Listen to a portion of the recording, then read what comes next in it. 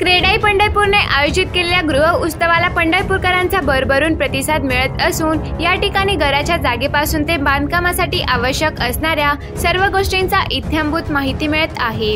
हा गृह उत्सव भरवून क्रेडाई पंढरपूरच्या सर्व पदाधिकारी व सदस्यांनी मौलिक कामगिरी केल्याची प्रतिक्रिया क्रेडाई नॅशनलचे सुनील फुरडे व governing counselling member Shantilal Kataria यांनी पंढरपूर लाईव्ह न्यूजशी बोलताना व्यक्त केले आहे।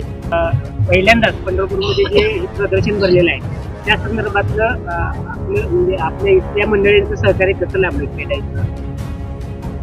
सर्वात महत्त्वाचं म्हणजे मगाशी व्यासपीठावर बोलल्याप्रमाणे माझ्या या नवीन टीमने पहिल्याच बॉलवर सिक्सर मारली असं म्हणणं योग्य ठरेल, कारण की नवीन एक्झिबिशन शहर नवीन पहिलं एक्झिबिशन 35 डेव्हलपर्स 90 स्टॉल्स हे आजपर्यंत महाराष्ट्राच्या इतिहासात तरी आम्ही कुठे पाहिजे।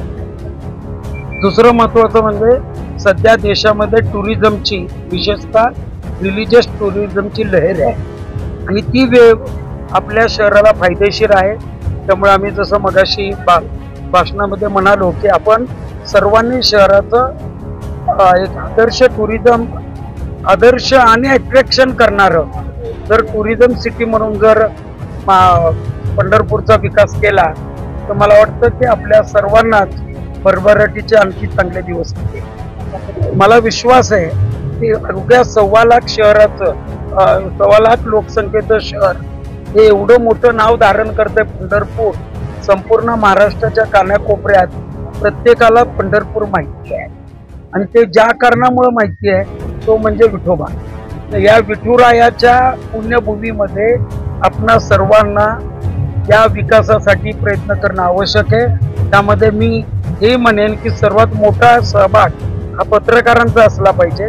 आपण त्यांच्या संपर्कामध्ये राहून नवीन नवीन योजना त्यांच्याही मार्फत लोकांपर्यंत किंवा शासनापर्यंत पोहोचवल्या पाहिजे। मला खात्री आहे पुढच्या टूरच्या वेळी पंढरपूरचे नवीन रूप पाहायला मिळेल। अनेक शुभेच्छा देतो। धन्यवाद। पालकमंत्री चंद्रकांतदादा पाटील यांच्या आज या प्रदर्शनात त्यांनी बोलताना असं सांगितलं की सर्वसामान्यांसाठी परवडणारी कमी खर्चाची गृहनिर्मिती आपण करावी। या संदर्भात आपलं मत काय, असं काही नियोजन आहे का? आपल्या माहितीसाठी सांगतो, मी दादांनाही मगाशी सांगितलं की ज्यावेळी प्रधानमंत्री आवास योजना आली त्या योजनेमधले जे काही आपण फॉर्म सगळे लोक भरतात ते सर्व फॉर्म त्याला ड्राफ्ट पॉलिसी म्हणतात, त्यामध्ये क्रेडाईचा खूप मोठा सहभाग आहे। किंबहुना मी असंही म्हणेल की 90% आमच्या मागण्या त्या फॉर्म मध्ये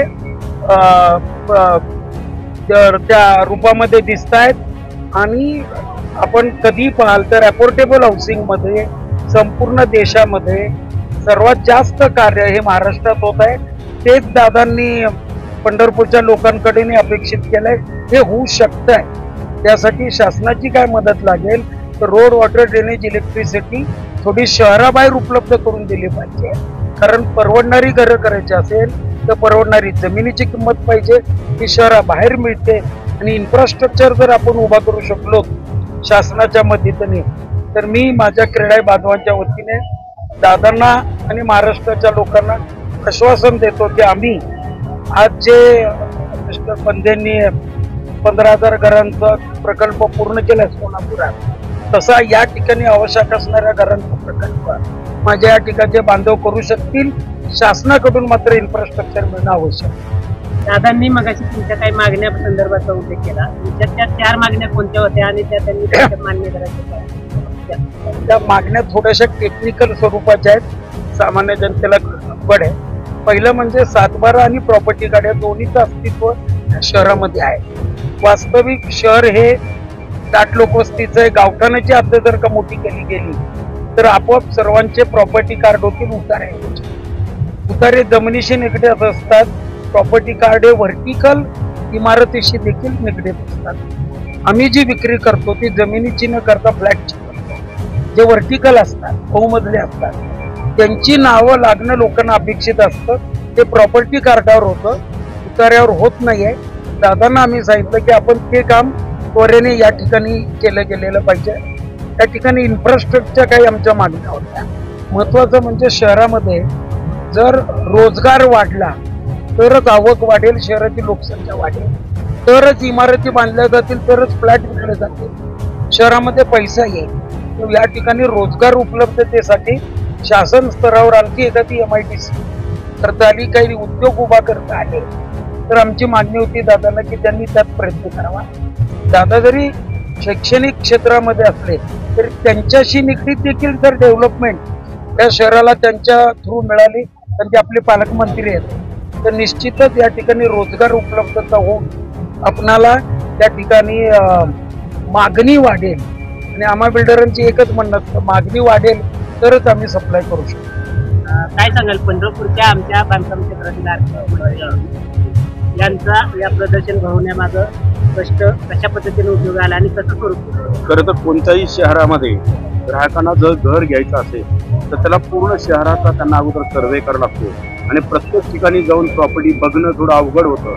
तर क्रीडाई पंढरपूरनं ही अतिशय चांगल्या प्रकारचे एक संधी पंढरपूर वासियांना दिलेली आहे. एकाच छताखाली सर्व पंढरपूरचे प्रकल्प पाहायला मिळतात.